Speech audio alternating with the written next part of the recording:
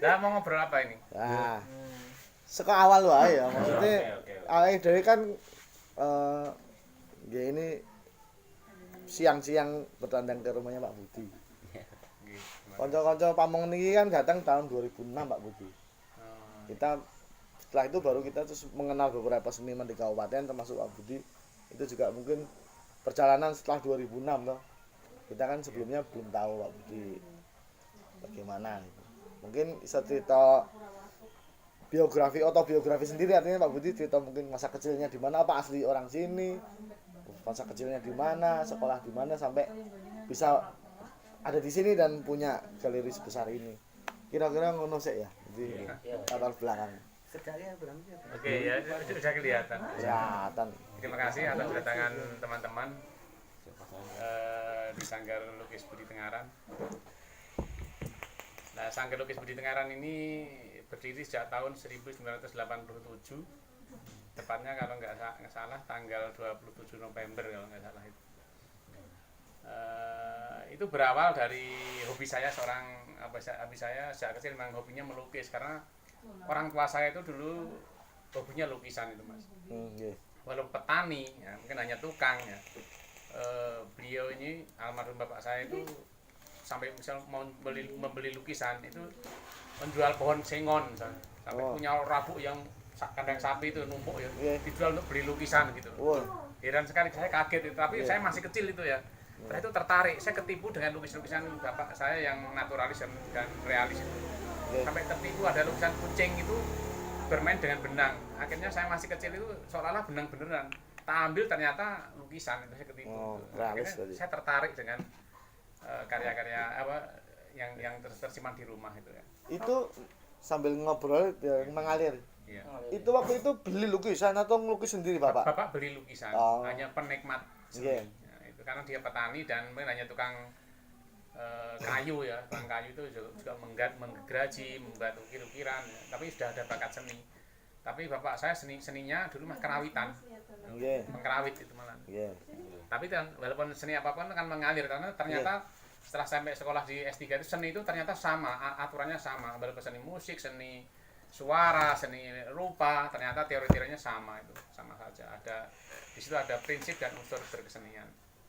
Nah, kemudian karena saya merasa bisa, ya bukan merasa bisa, bukan sombong ya, saya bisa melukis terus melihat teman-teman itu kok banyak yang tanya, banyak yang belajar ke sini. Nah, itu. Terus saya mendirikan sanggar itu, muridnya hanya berapa orang itu, termasuk murid pertama itu dari Urut Sewu Ampel itu sekarang mengajar di SMP 2 Tengaran dan SMP 1 Kaliwungu, itu murid saya pertama. Kemudian di Suruh itu ada Soleh, ada Syafi'i, itu murid saya Imam Syafi'i itu. Imam? Ya, itu murid saya dulu itu ya.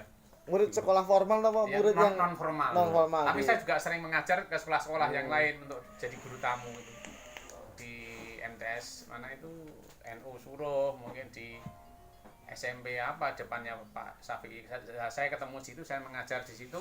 Kok Syafi'i ada bakat, Soleh ada bakat, kemudian kami tarik ke sini, kami berikan pendidikan secara gratis kalau nggak salah itu.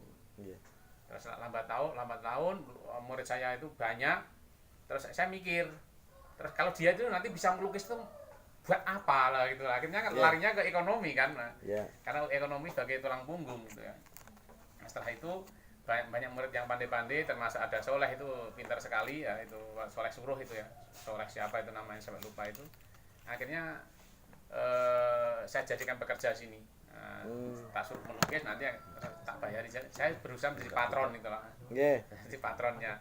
Terus berkembang, terus akhirnya banyak yang melamar ke sini, patron dan apanase, banyak yang melamar ke sini untuk menjadi pekerja seni. Nah, kemudian saya perhatian sekali itu, terus akhirnya saya punya gagasan untuk memproduksi alat dan bahan, karena saya sudah biasa keluar masuk ke sekolahan, terus bisa berkomunikasi dengan pendidik di sekolah, baik di SMP, SMA dan sebagainya. Itu akhirnya kan saya memproduksi alat namanya pastel kering itu, yang pastel kapur itu ya, bahkan sampai booming sekarang di seluruh Indonesia ada yang pakai seperti itu. Nah, akhirnya kan mereka yang sudah pandai menggambar hanya menjaga kayak lukisan, hasilnya kan kurang bagus ya. Kadang yang pesan tidak ada, kadang yang tidak membeli, akhirnya kan yang bikin rutin ada penghasilan sebagai fondasi hidup, mereka tak suruh datang ke sekolah untuk memberikan demonstrasi. Jadi ujuk kebolehan tentang bagaimana menggambar itu cepat. Akhirnya kan banyak yang tertarik dengan venture painting. Nah, dan disitulah mereka lebih menguntungkan, bahkan keuntungan mereka di luar dugaan dengan marketing alat lukis pastel kering itu. Bahkan sampai sekarang keuntungan dari produk pastel kering itu bisa lebih dari 200%. Maka anggota-anggota kami secara tidak langsung tidak kami share kemana-mana, tidak kami promosikan, hanya kedok tular. Itu anggota saya juga banyak sekali kan. Kan mereka bisa hidup, bisa beli rumah, bisa menikah, bisa beli mobil dan sebagainya. Itu gara-gara dari marketing gitu. Ya. Produksinya di mana, Pak? Produksinya di sini juga, di Sanggar ini. Nah, kemudian saya mempekerjakan masyarakat. Bahkan dulu saya punya tahun 2000 berapa itu ya? Ya mungkin 2000-an sekitar itu ya. Untuk pekerjaannya pastel saja lebih dari 100 orang. Ada yang merongoti, ada yang meramu, ada yang gelindir, semuanya manual. Kenapa? Saya tidak pakai mesin. Kalau pakai mesin yang untung nanti saya sendiri, saya juga ingin berbagi sama mereka. Tidak menyerap tenaga kerja. Nanti mereka biar bisa hidup saya gitu. Nah, akhirnya kan berjalan sampai sekarang. Cuma kendala sekarang kan musim corona ini, sekolah libur kita berhenti total, langsung jadi, macet.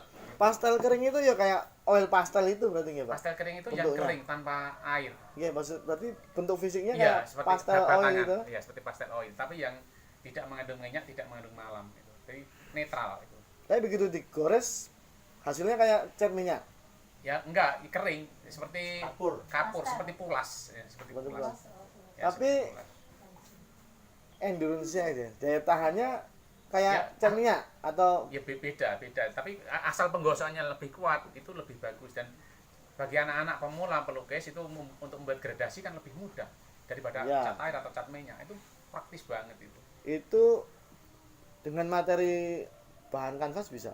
Bisa, kanvas bisa, kertas bisa, triplek bisa. Cuma kanvas agak boros karena kasar gitu. Iya, menggoresnya banyak mesti. Nah, untuk pengamannya kalau di kanvas nanti kita pakai clear, disemprot clear atau pilok yang netral zaman dulu gitu. Kalau nggak gitu dulu pakai putih telur yang kita ambil kuningnya untuk disemprotkan, itu putih telurnya untuk pengikat pewarna itu.